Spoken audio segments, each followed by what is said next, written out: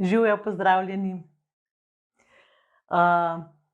Jaz kar ne morem odnehati, zaradi tega, ker vsak dan se zgodi nekaj, ki me tako do srca gane, oziroma mi je težko zaradi tega. In zdaj sem se odločila, da bom delila te stvari z vami, da vas bom prosila za pomoč, zato da v bistvu pomagamo drug drugemu in da pomagamo prebroditi te stiske, oziroma da nekako naredimo v naših družinah z našimi otroki neke znosne praznike, kljub temu, kar se dogaja. Zaradi tega, ker pač kar opazim je, da vedno, ko se zgodi nekaj, ki bi mi mogli začutiti olajšanje, se zraven zgodi nekaj, kar povzroči dodatno stisko. Tako kot se je zgodilo zdajle, recimo, ko so rekli, okej, zdaj se lahko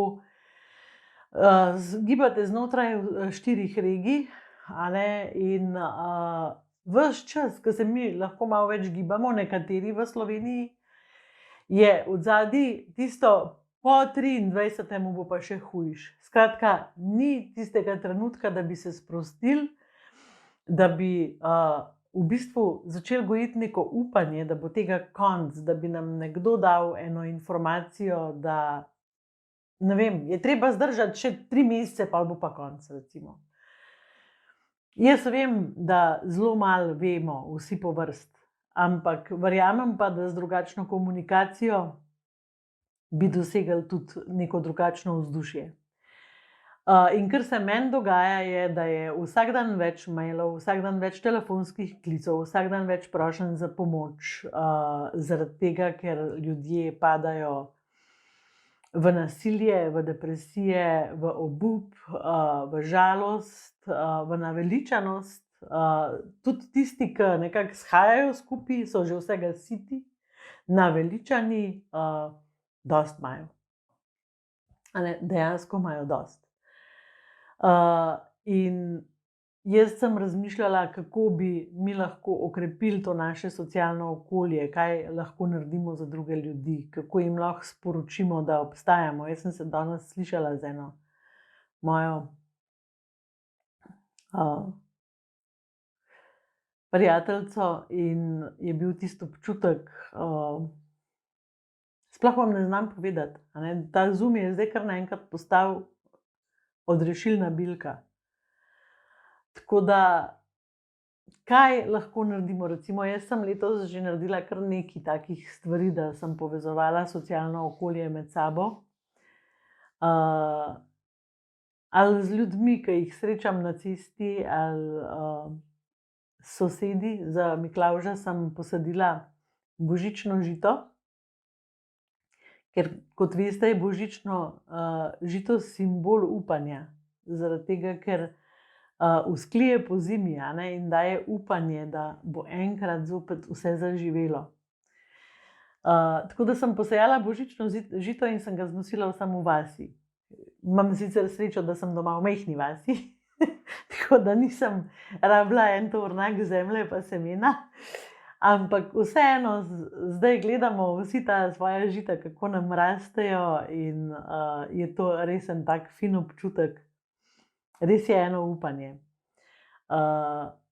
Zadnjič, to sem že v okrepčevalnici povedala, smo šli z Albertom, sva šla v hrib in sem imela jaz ene bombone v žepu in sem tako tiste bombone odprla in sem mu tako rekla, počakaj, In me je počakal in sem mu ponudila bombone in sem se v tistem spomnila, kako smo včasih šli ali na izlet, ali pač na izlet s prijatelji, ali pa pač šolo, ko smo hodili v srednji šoli, pa si imel bombone, pa si jih tako ponudil, drugim.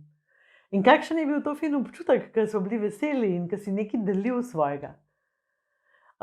In tudi to, je tisto, da te energije zdaj kar naenkrat ne moremo deliti z drugimi ljudmi. In sem razmišljala, kako lahko kaj naredimo, da bi to energijo delili z drugimi ljudmi. In sem pomislila, tisti, ki živite v bloku. Včeraj sem imela, oziroma pač zadnjič sem imela v videu o dobrem upanju, oziroma da lahko pri sebi najdemo notranjo moč, stavke moči. a ne. Če napišete vaš stavek moči, recimo, na listke in potem listke pomečete vsem v vašem bloku in še v sosednjem, če lahko pridete noter. Tako bojo ljudje odprli in bojo rekli, wow, zmorem. Samo da mu napišete, zmoreš. Ne rabite se niti podpisati. In lejte, to lahko daste tudi sosedu, ki vam ni pri srcu, zaradi tega, ker vsi ljudje skrivamo nekaj dobrega v sebi. Tako bi jaz darila bombončke, ker če jim boste zmetali bombone v nabiralnik, bo mogoče se kdo ustrašil, da ste mu vrgli kakšno drogo noter. Čeprav mi je zadnjič ena mamica rekla, da se bo zadrogirala, da ima dosti vsega. Ja, veliko je teh načinov, pa ste rekli, da eni skuhate, eni spečete za sosede. Zame je danes recimo soseda skuhala kosilo, bil je ravno pravi dan, bila je odlična hrana, ješprenj, ki jo obožujem. In to res, razumete, nam da ta občutek, da nekam pripadamo, da nekje smo, da nekdo na nas misli. Čeprav nas mogoče ne pozna dobro, čeprav mogoče nimamo niti drugačno nobenega stika z njim. Teh načinov je zelo veliko, zelo veliko. Pozdravite ljudi, pogovarjajte se z njimi, pomahajte jim. Naredite vse, da vas bodo videli, naredite vse, da bomo začutili, da pripadamo drug drugemu. Mi toliko rabimo zdajle. Neko moč, neko energijo. A veste, neko seme, ki vemo, da bo vzklilo. Težko je poslušati te žalostne zgodbe. In jaz verjamem, da se vi ne zavedate tega, zato ker na socialnih omrežjih teh zgodb ni. Teh zgodb ne objavljamo. Zaradi tega, ker pač pokažemo svojo ranljivost, kadar pa objavimo take zgodbe. Tako da, če imate kakšne načine, kako pomagati drug drugemu kot eni nevidni škrati, brez da ogrožamo naše zdravje, kako sporočiti drugim, hej, okej si, lej, se kmalu bo tega konc.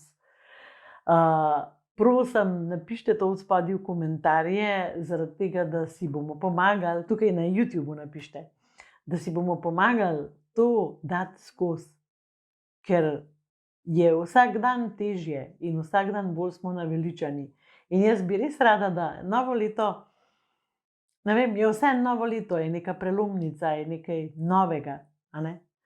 Tako da, ja, veste, da tisti, ki kupite v tem času najine knjige Izštekani najstniki in Najvodila za najstarše, skupaj z nama darujete Zvezi prijateljev mladine Slovenije od 5 do 10 evrov za pomoč družinam v stiski. Tako da, hvala vsem, ki ste kupili knjigo, tudi za darila svojim prijateljem. Hvala, ker vam je mar in naročite se na ta kanal, please, ker mi čist malo naročnikov še manjka do 2020. Čau!